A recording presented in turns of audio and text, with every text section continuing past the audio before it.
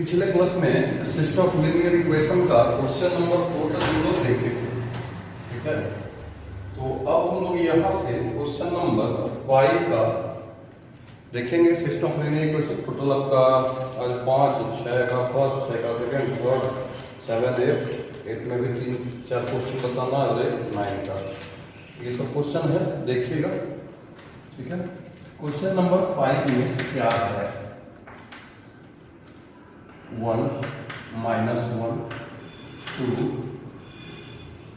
0 2 -3 3 -2 और 4 -2 0 1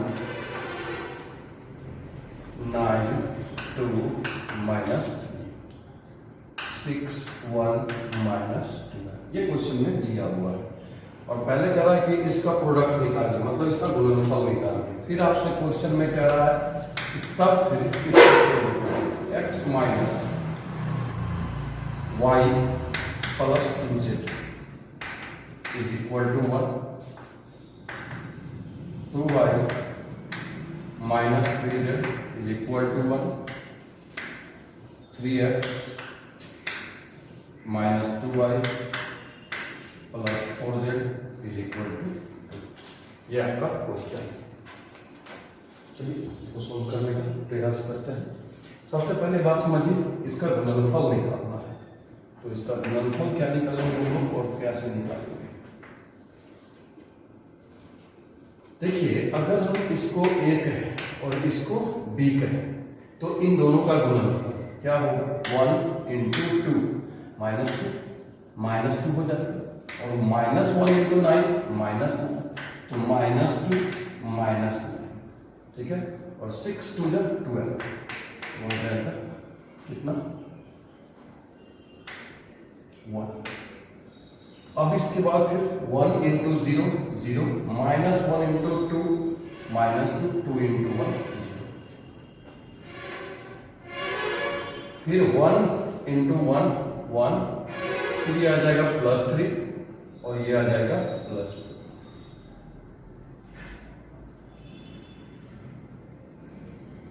-4 आएगा, तो कितना आएगा? 1 + 3 - 4 इज इक्वल टू 0। भरोसा रखिए, अगर आप इसको गुना करेंगे मतलब इसका प्रोडक्ट निकालेंगे तो ये ऐसा निकालने वाला है 0 0 1। इसका मतलब क्या आ गया? आइडेंटिटी मैट्रिक्स आ गया, ठीक है। क्या आया? A B is equal to I। तो फिर B इज इक्वल टू क्या हो जाएगा? A inverse. आपने इसको A कहा, इसको B कहा। A इनवर्स आपका क्या रहा? Is equal to B। B क्या है? -2 0 1 9 2 -3 6 1 -2। ये आपका A इनवर्स में हो गया। इधर से जो दिया हुआ इसको देख लीजिए, इसके आगे में कुछ नहीं है, मतलब क्या होगा? 0 × x। तो यहां से अगर A की बात करें तो x का कोफिशिएंट 1 है, 0 है, 3 है, 1 है, 0 है, 3 है। y का कोफिशिएंट -1 है, 2 है, -2 है, -1 2 -2 है। z का 2 -3 4 2 -3 4। इसका मतलब यहां से जो हम लोग A लिखने वाले हैं वो ये दिया हुआ है, ठीक है। तो x क्या हो गया है? A के बारे में तो पहले ही लिखा हुआ है। x क्या होगा? x y z। b क्या आपका हो जाएगा? 1 1 2।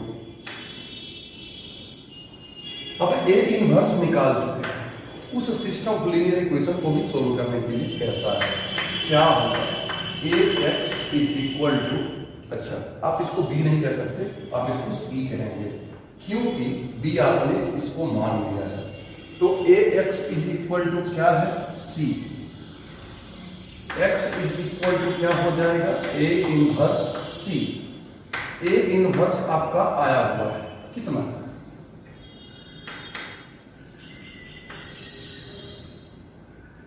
-2 0 1 9 2 -3 6 1 माइनस 2। सी आपका क्या है 1 1 2। जब भी आप इसको सॉल्व करेंगे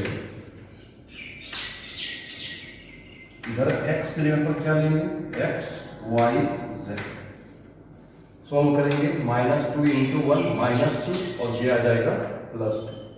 वैल्यू क्या हो जाएगा इसका 0। यहां लेंगे तो 9 + 2 11 और -6 5। तो इसको नजदीकी कर लो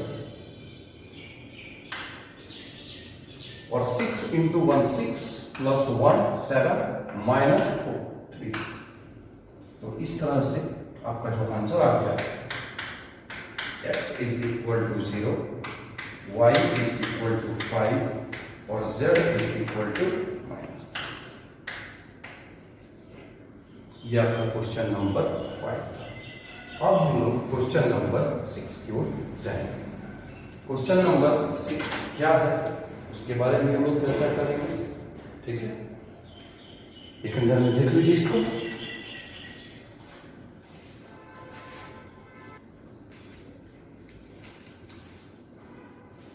अब क्वेश्चन नंबर 6 का फर्स्ट है 3 संख्याओं का योग। 3 संख्या है, 3 संख्याओं का योग दिया हुआ है आपका 6। कहता है कि दूसरी संख्या और तीसरी संख्या में 3 से गुणा करके दूसरी में जोड़ दीजिए। उसका योगफल कितना आता है 6। फिर पहली और तीसरी का योगफल दूसरी संख्या का दुगना है। ठीक है, तो चलिए देखते हैं इस क्वेश्चन को। लैंग्वेज वाला क्वेश्चन, क्वेश्चन नंबर 6 का फर्स्ट क्या करेंगे। सबसे पहले माना कि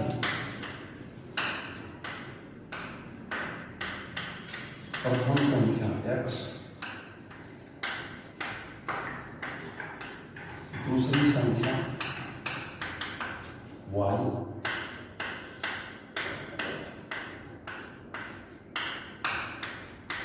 तीसरी संख्या z। प्रश्न से क्या है तीनों संख्याओं का योग कितना है 6।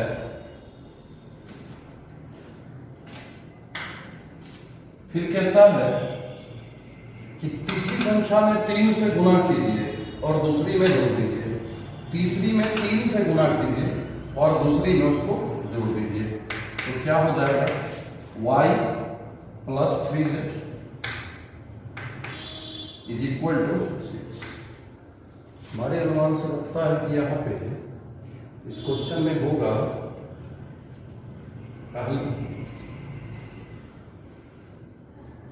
चलिए सही है।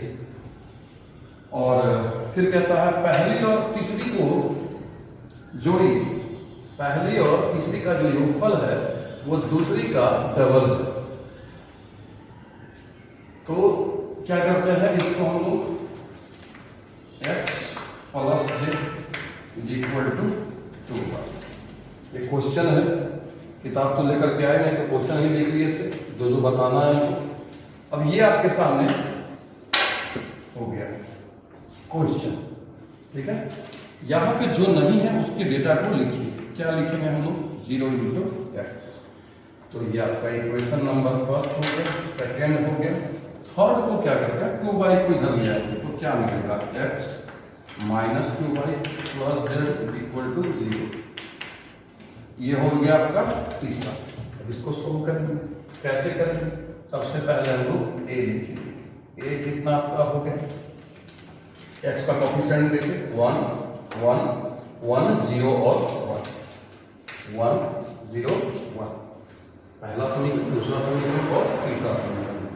फिर y का कोफिशिएंट है 1 1 -2 1 1 -2 और z का कोफिशिएंट है 1 3 1 1 3 1। यह आपका हो गया a। x क्या हो जाएगा x y z। और b यदि हम कहें तो b क्या होगा 6 6 0 6 6 0 हो गया। सॉल्व कर रहे हैं क्या सोल्व कैसे होगा? A x is equal to कितना? बी। तो x इज इक्वल टू क्या होगा? A inverse B. ये ए इनवर्स बी कैसे लिखते हैं आप थ्योरी में देख सकते हैं सिस्टम ऑफ लीनियर इक्वेशन का। ठीक है, अब ए इनवर्स निकालने के लिए हमको क्या निकालना होगा? एडजॉइंट ऑफ ए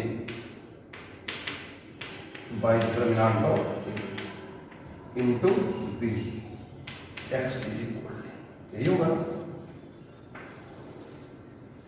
चलिए निकालते हैं। सबसे पहले अगर हम बात करें तो डिटरमिनेंट की करते हैं, कन्वर्ट कर देते हैं। यहाँ पे क्या हो जाएगा? 1 0 1 1 1 माइनस 2 1 3 1 यह का M11 निकाल देते हैं, या डिटरमिनेंट भी डायरेक्ट निकाल सकते हैं पहले। तो अगर डिटरमिनेंट निकालेंगे फर्स्ट कॉलम के अलोंग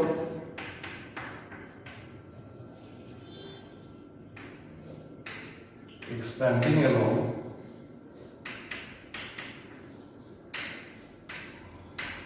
फर्स्ट कॉलम क्या मिलेगा? 1 प्लस में माइनस में प्लस में। तो फर्स्ट रो 1 जिस कॉलम का होगा ढकेंगे 1 प्लस 6 कितना आ जाएगा? 7। ये माइनस वाला कैंसिल हो जाएगा, फिर क्या लिखेंगे हम लोग? 1। थर्ड रो को और फर्स्ट कॉलम को 3 माइनस 1 कितना? 2। टोटल कितना आ गया? 9। इसका डिटरमिनेंट। अब हम लोग M11 निकालेंगे, M12 निकालेंगे, M13 निकालेंगे,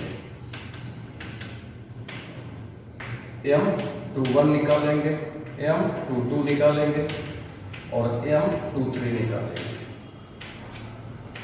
M31 निकालेंगे, M32 निकालेंगे, M33 निकालेंगे। ठीक है, M11 first row first column, first row और first column 1 plus 6 7। First row second column, first row second column, ये पार्ट हो जाएगा 0 और ये आ जाएगा -3। फर्स्ट रो थर्ड कॉलम, ये पार्ट हो जाएगा 0, ये आ जाएगा -1। 2 1 सेकंड रो फर्स्ट कॉलम, ये इससे मल्टीप्लाई होगा 1 plus 2 3। 2 2 second row second column 1 -1 0। Second row third column, second row third column -2 -1।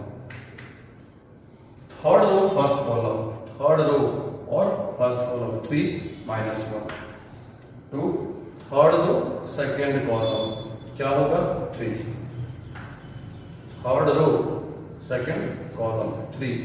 Third row third column, third row third column only 1 हो गया। अब यहां पे जब ये निकल गया तो हम लोग C11 निकालेंगे, C12 निकालेंगे।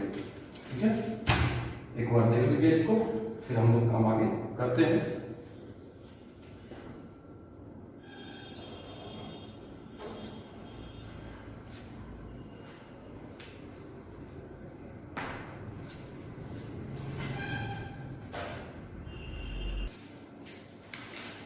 कुछ देखेंगे हम लोग यहाँ से C11 तो C11 C12 C13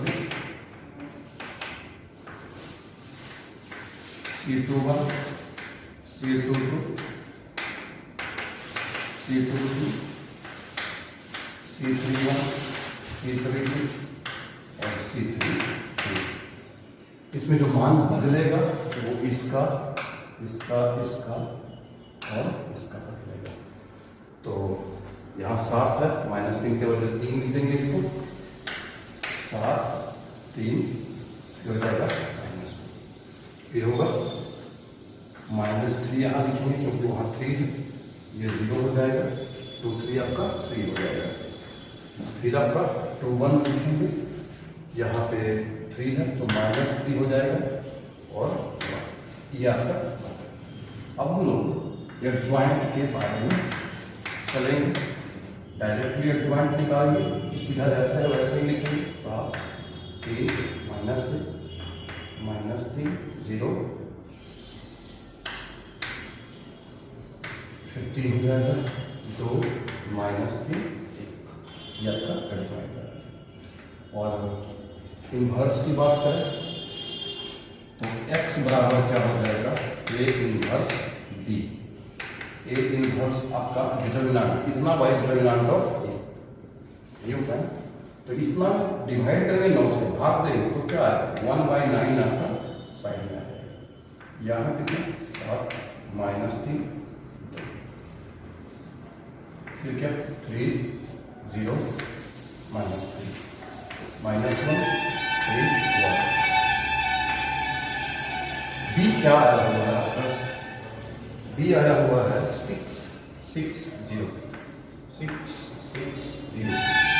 अब इसको आप सॉल्व करें,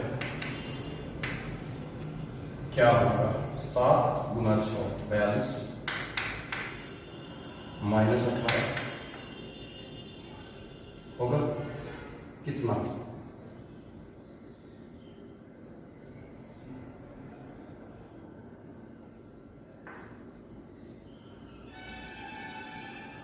कहीं गलती कर बैठे,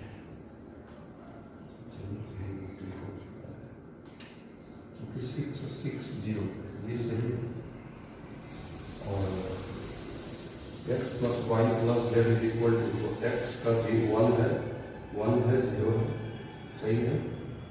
फिर आपका किताब में नहीं सुना, मुझे दिक्कत होता है।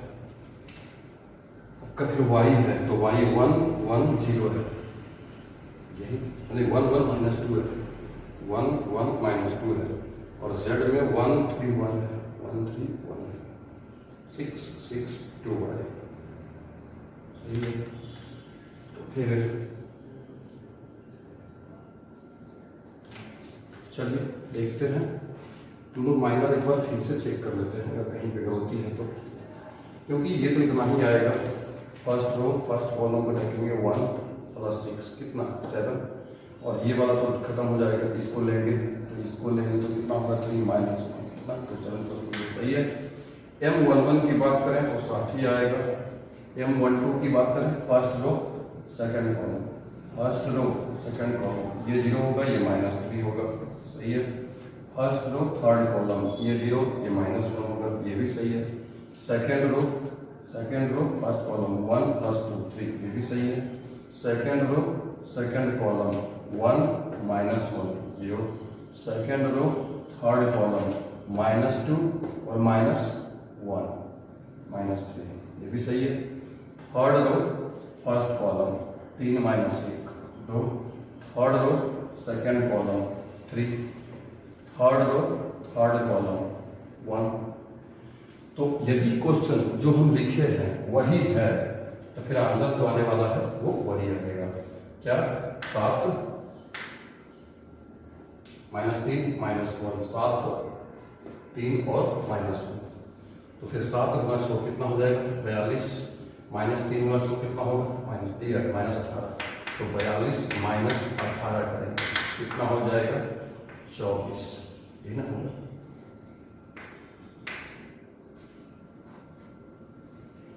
3 गुना 6 18, ये 0 ये 0, माइनस 1 गुना 6 माइनस 6 और ये हो जाएगा फिर 18। तो आंसर आपका क्या आ जाएगा, कुछ गड़बड़ है क्योंकि मेरे अनुसार इसका आंसर 1 2 3 आ रहा है। एक बार फिर से क्वेश्चन देखने का प्रयास करते हैं, ठीक है।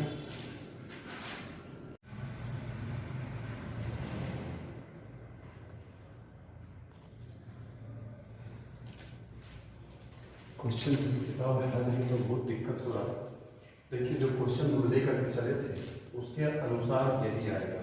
अब यदि क्वेश्चन हम लिखने में गलती कहीं पे कुछ हो गया है तो आप उसको करेक्शन कर लेंगे। जहाँ तक हमको पता, जैसा मतलब मुझे महसूस हो रहा है कि दूसरी संख्या में 2 से और तीसरी संख्या में 3 से गुना करके जब हम लोग उसको जोड़ते हैं तो दोनों का योगफल होता है वो 6 आता है, और उसी कारण से हमको यहाँ पे दिक्कत हुआ है।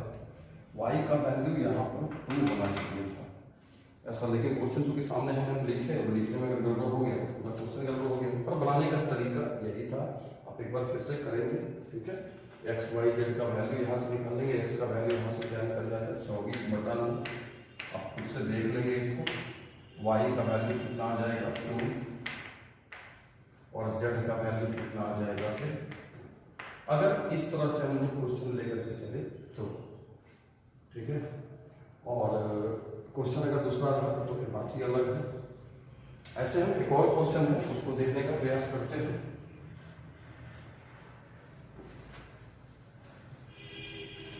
चलो 3 क्वेश्चन, तीनों एक ही जैसा है बिल्कुल।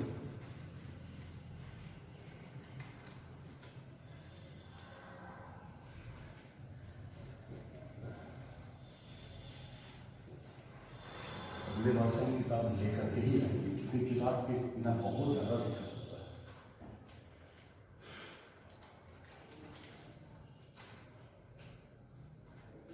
क्वेश्चन कह रहा है, आप दो को भी देखेंगे तो दो को लिखने का प्रयास करेंगे। यदि क्वेश्चन में कहता है कि 3 संख्या का योगफल -1 के बराबर है, दूसरी संख्या में 2 से तीसरी संख्या में 3 से गुना करके योगफल उसका 5 हो जाता है, और पहले दूसरी को जोड़ते हैं और तीसरी को उसमें घटा देते हैं -1, तो फिर उसको हल कर सकते हैं। लेकिन हम जो कन्फर्म है वो तीसरा क्वेश्चन है, इसी तरह का है, वो 6 का। क्या है, कहता है कि 4 kg प्याज, तो हम लोग प्याज को मान लिया है यहाँ पे x, गेहूं को मान लिया है y, और चावल को मान लिया है z, ठीक है। तो अभी क्या कह रहा है क्वेश्चन में, कह रहा है 4 kg प्याज तो 4x, 3 kg गेहूं और 2 kg चावल का मूल्य कितना है 60 रुपये। फिर 2 kg प्याज, 4 kg चावल, ये 4 kg गेहूं और 6 kg चावल का मूल्य है 90 रुपये। फिर 6 kg गेहूं प्याज, 2 kg गेहूं और 3 kg चावल का मूल्य है 70, ठीक है। तो एक्स वाई जेड का वैल्यू निकालें। कैसे करेंगे, सबसे पहले हम लोग ये लिखेंगे। देखिए निकालना तो एक्स वाई जेड का ही वैल्यू है, और एक्स वाई जेड का वैल्यू आप निकालने के लिए हम बता रहे हैं। तो जैसे ये क्वेश्चन है वैसे ही वो वाला भी है जो दिक्कत हुआ है, क्योंकि दिक्कत प्रॉब्लम क्वेश्चन में ही हम लिखने में गड़बड़ किए हैं। जहाँ तक हमको महसूस है 626 या 246 हो गया, 623, ठीक है। अब x इज इक्वल टू क्या हो गया, x y z, और b इज इक्वल टू क्या हो गया 60 90 70, ये हो गया। तो सोल्व करने का क्या तरीका, A x is equal to b, x is equal to क्या होगा a inverse b। a inverse निकालने के लिए हम आपको सिखा चुके हैं, तो वैसे ही यहाँ भी करेंगे। सबसे पहले डिटरमिनेंट निकालेंगे। डिटरमिनेंट क्या हो जाएगा 4 3 2 2 4 6 6 2 3। सोल्व करेंगे इसको, 4 4 से 12 -12 क्या हो जाएगा 0। फिर इसको ढकेंगे तो 6 -36, ये ना होगा। 4 3 2 है, 2 4 6 है और 6 2 3 है, ठीक है। इसको ढकेंगे और इसको ढकेंगे, 3 2 6 -36 कितना 30 +2। किताब ले जाने के कारण मन में कंफ्यूजन चलते रहता है। इसको ढकेंगे 4 -24 कितना -20, ये तो 0 हो गया, ये कितना आ गया 33, ये 90 आ गया, और ये कितना आ गया -40 इक्वल टू 50। ये आपका आ गया डिटरमिनेंट ए का, ठीक है। एक ज्वाइंट निकालने के लिए आप जानते हैं पहले माइनस निकाल लेंगे फिर कोफैक्टर, और जब joint of A by determinant of A करेंगे क्या निकल करके आएगा, ए इनवर्स निकल करके आएगा, जिसको आप लोग निकालेंगे, ठीक है। उसके बाद x y z is equal to A inverse जो निकल करके आएगा इनटू क्या बी। ए इनवर्स यहाँ से आएगा, बी आपका दिया हुआ है कितना 60 90 70, दोनों को जब गुना करेंगे एक्स वाई जेड का वैल्यू आ जाएगा। ठीक है, देख लीजिए एक बार, फिर यहाँ से दिक्कत लगी आपको, आप उसको रिमाइंड करके देख सकते हैं पीछे करके।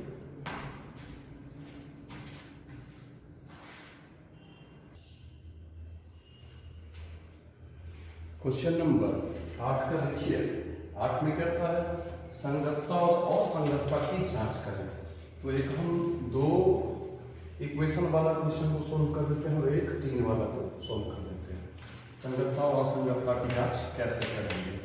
x plus 3y is equal to 5 और 2x plus 6y is equal to 8। कहते हैं संगतता और असंगतता, कॉन्सिस्टेंस और इनकॉन्सिस्टेंस की चर्चा कीजिए, मतलब जांच कीजिए। अब आप 10th मेथड से नहीं बना सकते कि a1 by a2 is equal to b1 is not equal to b1 by b2 है तो यूनिक सॉल्यूशन होगा और कॉन्सिस्टेंस होगा, नहीं। इसको आपको इंटर मेथड से बनाना पड़ेगा। यहाँ पे हम लोग कैसे करेंगे देखिएगा। सबसे पहले a लिखेंगे 1 2 3 6, x क्या हो जाएगा x y और b क्या हो जाएगा और ये आपका जितने मान सबसे 1 3 2 6 माइनस 6 इज इक्वल टू 0। जब determinant of A is equal to 0 आता है तो हम लोग adjoint of A into B check करते हैं। ठीक है, एडजॉइंट ऑफ ए क्या होगा, इन दोनों का स्थान होगा और इन दोनों का चिन्ह चल सकता है, साइन से इंटू बी। बी क्या है आपका 5a। ठीक है, सोल्व कर देते हैं इसको। क्या आएगा 6 इंटू 5 30 और माइनस कितना 25, minus 2 into 5 minus 10 plus 8 is equal to कितना 6 और यहाँ पे माइनस 2 जो कि 0 के बराबर नहीं है।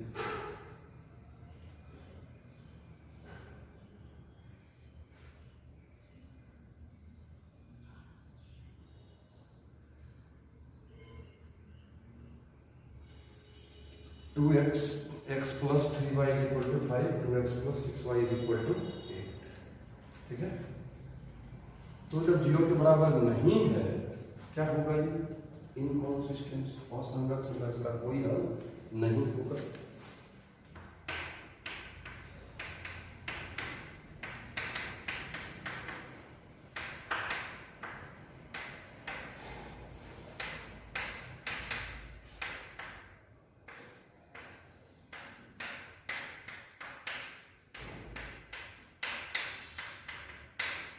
डिटरमिनेंट ऑफ ए करने के बाद जब adjoint of A into B किए थे हम लोग का, इसमें क्या होता है लेस चिन्ह, इन दोनों का साइन चिन्ह, माइनस 3 माइनस 2 सब चीज किया हुआ सही है।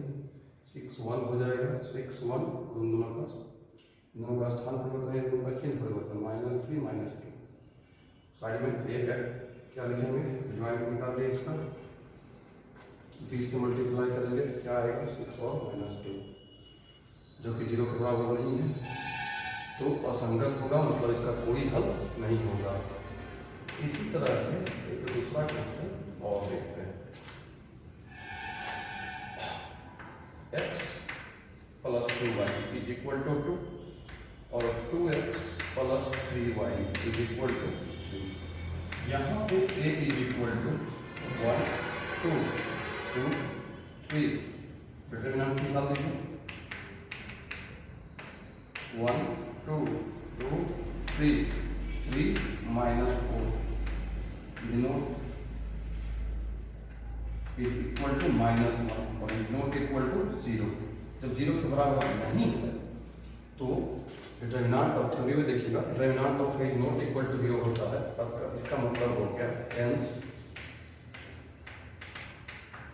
इट इज कॉन्सिस्टेंस, मतलब यह संगत होगा, और चूंकि संगत केवल नहीं होगा, हैविंग यूनिक सॉल्यूशन।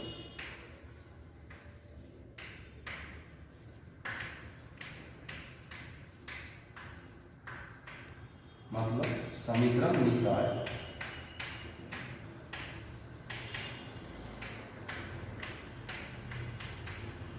संगत होगा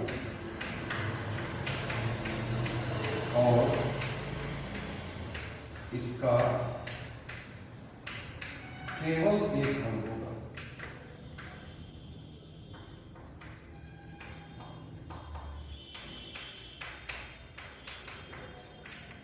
ठीक है, चाहे 2 समीकरण दिया हुआ है अथवा 3 दिया हुआ है। अगर 3 भी दिया हुआ है तो हम लोग उसका डिटरमिनेंट पहले निकालेंगे। अगर डिटरमिनेंट इक्वल टू 0 आया तो फिर एडजॉइंट निकालेंगे और इनटू बी करवाएंगे। Adjoint of A into B, यदि adjoint of A into B not equal to 0 आया, असंगत होगा। एडजॉइंट ऑफ ए अगर determinant of A is not equal to 0 रहा तो संगत होगा और उसका केवल एक हल होगा। Determinant of A is equal to 0 हो जाए और adjoint of A into B is equal to 0 हो जाए तो वैसे स्थिति में समीकरण निकाय संगत होगा और इसके अनेक हल होंगे। यही था।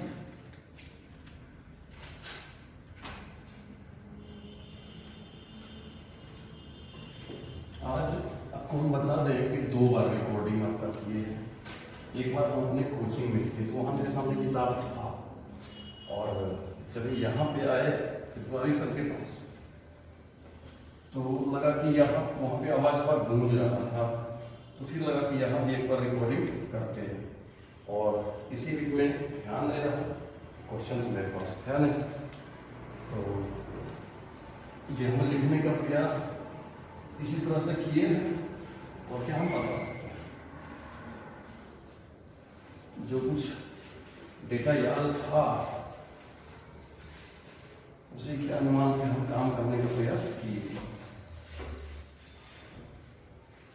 इसमें क्वेश्चन नंबर 5 है, 6 है, 6 का फर्स्ट है, सेकंड है, थर्ड है, 7 डू योरसेल्फ है, 8 है, 8 का फर्स्ट, सेकंड, थर्ड, फोर्थ और 9। तो 8 का फर्स्ट और सेकंड हम जिक्र कर दिए, थर्ड में भी आप कर सकते हैं।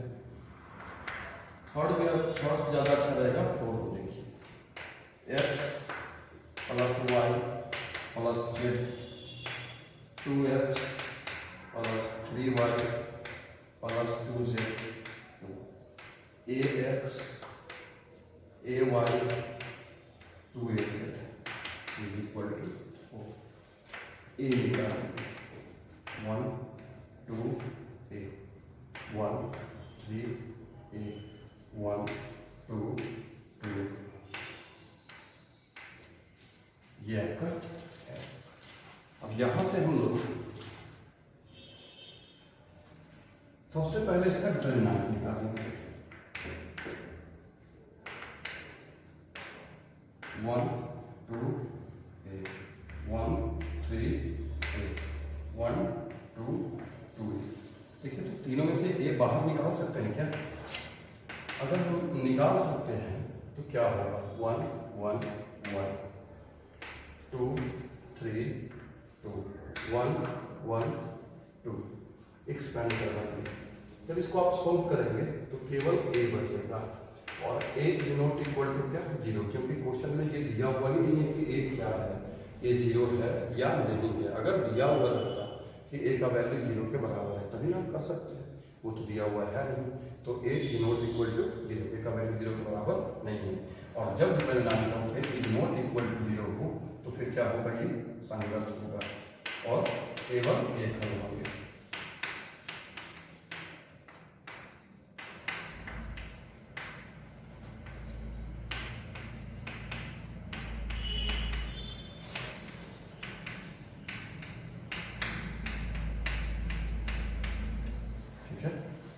एक क्वेश्चन लास्ट बचा है, उसको भी हम लोग कर लेते हैं।